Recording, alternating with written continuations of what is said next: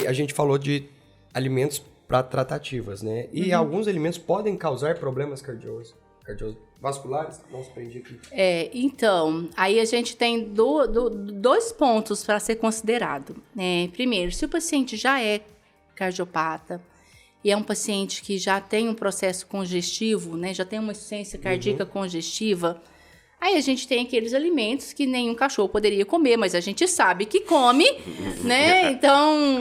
A gente já não se faz mais de bobo, né? Não come. Né? Come sim, a gente sabe. Uma vez eu cortando um pouquinho, lembrei de uma história de um paciente. Aí, conversando com o senhor, né, na minha frente, vi um senhorzinho já de uns 80 anos, eu acho, né?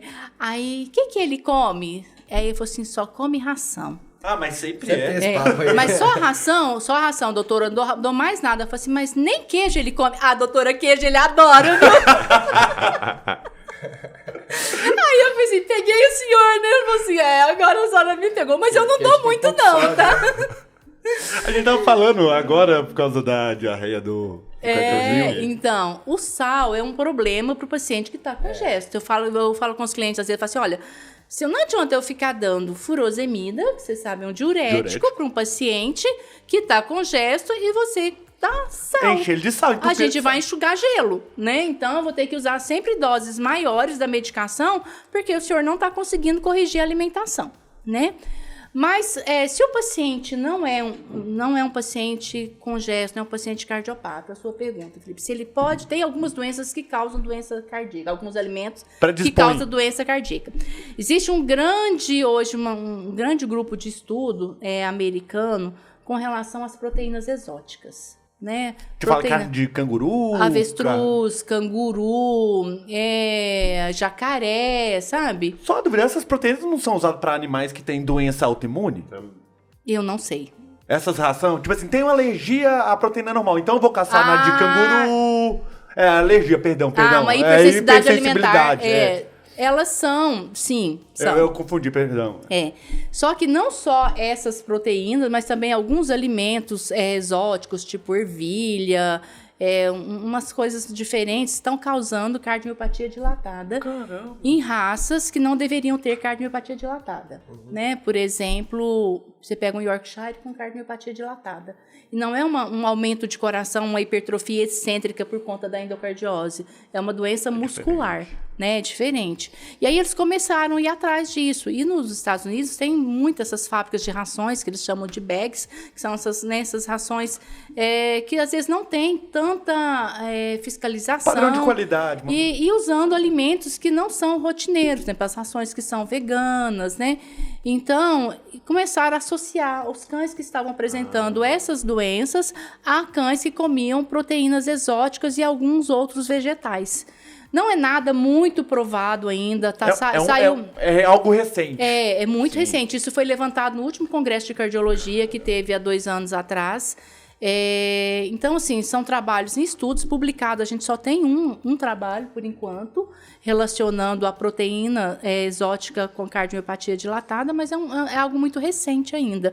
Então, hoje eu posso dizer, sim, existem alguns alimentos que podem provocar doença no coração. Se existe a suspeita, vamos evitar, né? Vamos evitar. Existem as alimentações naturais, né, também, para tratativas, eu falo. Será que é uma boa... Em vez de você pegar uma ração... para cardiopata, você trabalhar com as alimentações naturais, às vezes você faz hoje a gente tem vários pacientes comendo... Pode ser uma alternativa também. Que é a famosa AND, né? A alimentação natural, ela é muito bem vista, né? Para vários casos. Por exemplo, o paciente cardiopata em doença avançada, quando ele faz sarcopenia, ele faz também anorexia, né? E ele não come, ele não quer mais comer ração. E aí entra a alimentação natural para nos ajudar nisso daí. É importante falar, a alimentação natural não é a nossa comida. Tipo assim, não é o arroz e o feijão que você faz. É importante salientar, agora pode continuar. E não é só isso também. A gente tem que lembrar ainda que a alimentação natural não é feita, não é você cozinhar. Eu ponho arroz, ponho carne, ponho umas verduras... Precisa de um profissional veterinário especializado fazendo balanceamento. O que a gente mais recebe são, eu vi na internet, pesquisou, né? E aí o tutor mesmo tá fazendo, sem nenhum tipo de suplemento. Nós sabemos. Fez um frango cheio de sódio, né? Coloca tempero. Ou então não põe tempero nenhum. Põe cebola, alho, mata o cachorro. Mas Muito tempero tutor. nenhum é ruim? Por exemplo, se eu tenho um paciente que é cardiopata, não tá comendo ração, e você cozinha tudo sem sal, como vai ficar a pressão?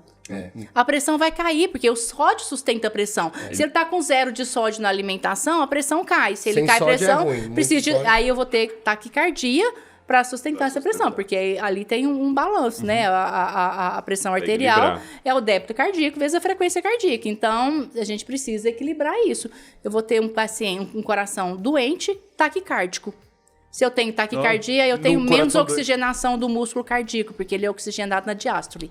Se o paciente está taquicárdico, ele tem a diástole mais curta.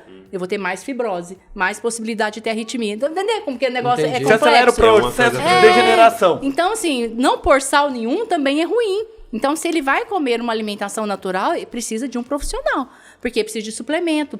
A depender da quantidade de proteína, se ele for um paciente nefropata, por exemplo, a taurina talvez precise ser suplementada. Então, aí, nós precisamos realmente de um E profissional outro erro especializado.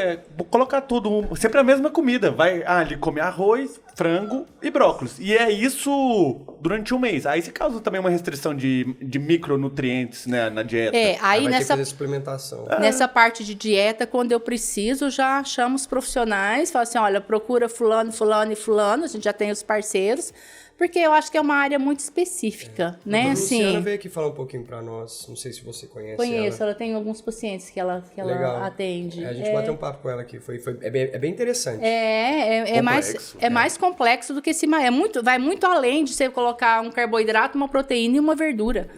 Vai muito além disso. Então, eu não sou contra a alimentação natural, mas se for para o tutor fazer por conta dele, meu amor, vamos fazer ele comer ração. A probabilidade de dar ruim é maior. fazer erro. Professor José Eugênio já diria, antigamente a gente dava pão e carne, hoje em dia vieram as rações extremamente balanceadas. Para que você vai voltar? Então, nesse caso da pessoa não tá fazendo errado e fazer por conta, dê a ração que é melhor, né? Dê a ração que é melhor. Agora, tem algumas pessoas que são totalmente contra dar ração para cachorro. Não, vai ficar comendo a mesma comida todo dia, né? Tem Eles gente que é falam isso, contra a né? Assim, vacina. Então a gente pode levar em consideração o que as pessoas querem. não, é verdade. Mas assim, Belo eu acho ponto. que, assim, Tá ok. se não quer dar ração, então que dê alimentação natural. Mas aí, nós também não vamos partir pro veganismo, porque nós temos... Aí, Cachorro é cachorro. cachorro é cachorro. Cachorro precisa Pode ser ser cachorro. filho, pode ser filho, mas ele mas continua sendo Pois é. cachorro. Tem as suas necessidades, né?